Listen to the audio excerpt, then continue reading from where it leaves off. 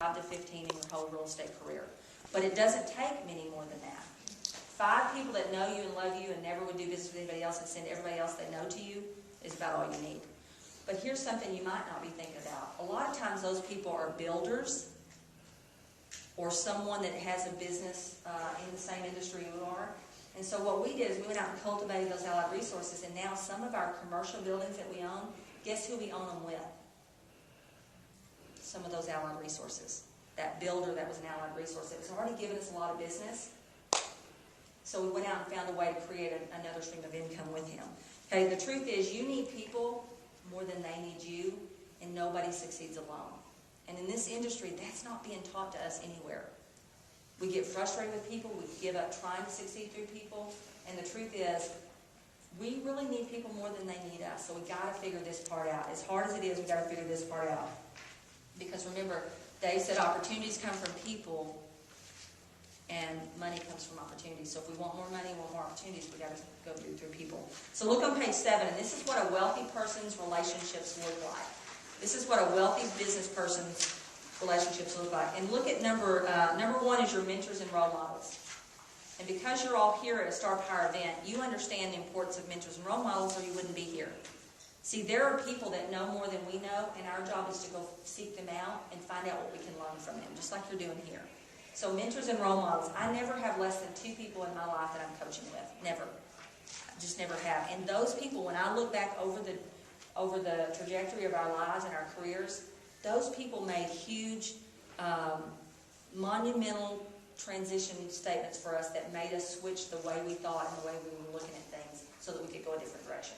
Had I not had those people in my life, I might have been that person I just talked to earlier in the week that's been doing this a long time and just still doing and chasing the deal and chasing the deal. So, mentors and role models is number 1. Number 2, which I think should be number 1, is who you determine well for.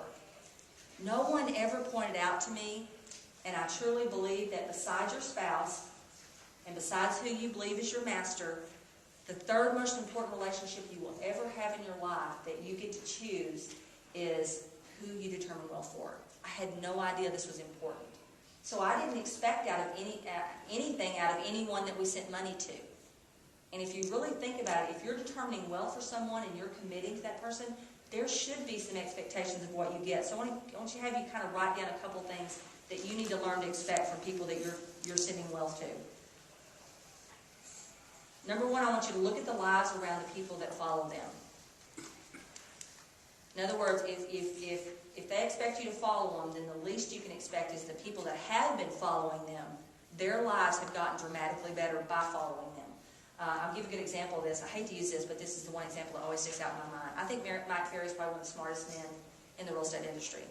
The sad thing to me is, because I've been to his events for years and years, is he would have people that were very close to him in his organization, and you would look up and they were just gone.